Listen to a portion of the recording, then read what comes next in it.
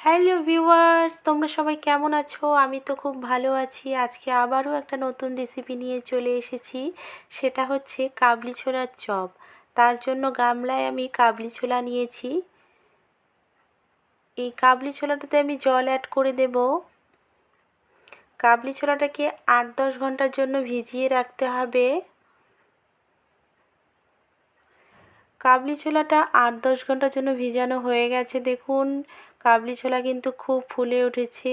এভাবে ভিজিয়ে রাখলে 8-10 ঘন্টার জন্য ভিজিয়ে রাখলে এভাবে ফুলে উঠবে। এবারে জল দিয়ে এটাকে ভালো করে পরিষ্কার করে নেব। পরিষ্কার করে নিয়ে আমি একটা প্লেটের মধ্যে রেখেছি। দেখুন, এভাবে পরিষ্কার করে নিতে হবে। এই কাবলি ছোলার চপটা আপনারা বাড়িতে অবশ্যই তৈরি করবেন। এটা খেতে দুর্দান্ত সুস্বাদু লাগে। তার জন্য যে উপকরণগুলো নিয়েছি সেটা দেখিয়ে দেব। নিয়েছি পেঁয়াজ কুচি, কাঁচা লঙ্কা চিড়ে নিয়েছি, রসুনের কোয়া নিয়েছি, আর নিয়েছি বড় ধরনের একটা আদা। আমি এটাকে পেস্ট করে অবশ্যই নেব আদাটা। এবার এটা মিক্সিতে আমি দিয়ে দেব কাবলি ছোলাটা। এটাকে পেস্ট করে নিতে হবে, খুব মিহি করে পেস্ট করে নিতে হবে, যাতে দানা দানা ভাব না থাকে সেই খেয়ালটা অবশ্যই রাখবেন। দেখুন, মিক্সার গ্রাইন্ডারে আমি গ্রাইন্ড করে নিয়েছি। এভাবে মিহি করে বেটে নিতে হবে। বেটে নেওয়ার পর আমি একটা প্লেটের মধ্যে তুলে নিয়েছি।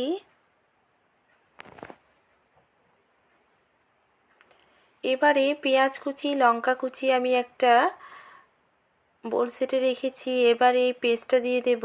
কাবলি ছোলার পেস্টটা পুরোটাই আমার লাগবে, তাই আমি পুরোটাই দিয়ে দিয়েছি।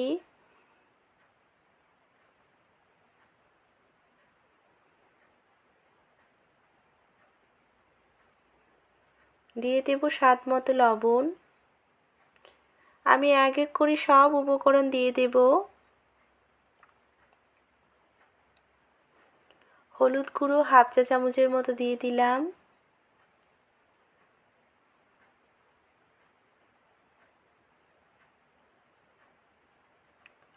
লাল লঙ্কার গুঁড়ো 1/2 চা চামচ। ঝালটা অবশ্যই আপনাদের ইচ্ছে মতো আপনারা দেবেন। দিয়ে দেব চালের গুঁড়ো। এই চালের গুঁড়োটা দিলে কিন্তু এই চপটা খেতে খুব মুচমুচে লাগবে। অবশ্যই এই চালের গুঁড়োটা অ্যাড করবেন। এভাবে ভালো করে এখন মেখে নিতে হবে। এখানে কিন্তু কোনো রকম আমি জল অ্যাড করব না। দিয়ে দিব কড়াইয়ে তেল। তেলটা একটু বেশি পরিমাণেই দেবেন, কেননা চপ এই ডুবো তেলে ভাজতে হয়, সেই জন্য তেলটা একটু বেশি করেই দেবেন। তেলটাকে ভালো করে গরম করে নেব। তার জন্য আমি হাই ফ্লেম করে বড়াটা ভেজে নিচ্ছি। এক এক করে এবারে বড়াগুলো ছেড়ে দিব। দেখুন, এভাবে ছেড়ে দিতে হবে। আমি শেপটা চপ টাইপের ছাড়ছি, আপনারা চাইলে পাকোড়া টাইপেরও ছাড়তে পারেন। আমার এটা ভালো লাগে চপ টাইপের, তাই আমি এভাবে তেলের মধ্যে ছেড়ে দিচ্ছি। এবারে এটাকে একটু উল্টে পাল্টে দেব।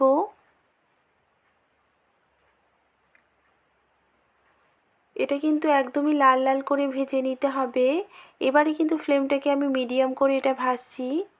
মিডিয়াম করে ভাজতে হবে, নাহলে কিন্তু পোড়া লাগবে। হাই ফ্লেমে ভাজলে ভিতরে কাঁচা ভাব থেকে যাবে, এই জন্য এটাকে মিডিয়াম ফ্লেমে ভেজে নেবেন। এবার চালনির সাহায্যে আমি এটাকে তেল ঝরিয়ে নেব। আমার ভাজা হয়ে গেছে। আমার তৈরি হয়ে গেছে কাবলি ছোলার চপ। আপনারা বাড়িতে এটা অবশ্যই তৈরি করবেন।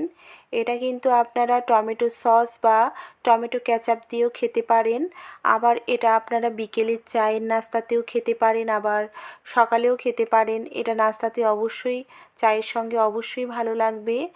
আর আপনারা এটা বাড়িতে অবশ্যই তৈরি করুন। আর প্লিজ আমার চ্যানেলকে অবশ্যই সাবস্ক্রাইব করবেন। প্লিজ অবশ্যই সাবস্ক্রাইব করুন, বেল আইকনটা ক্লিক করে দেবেন।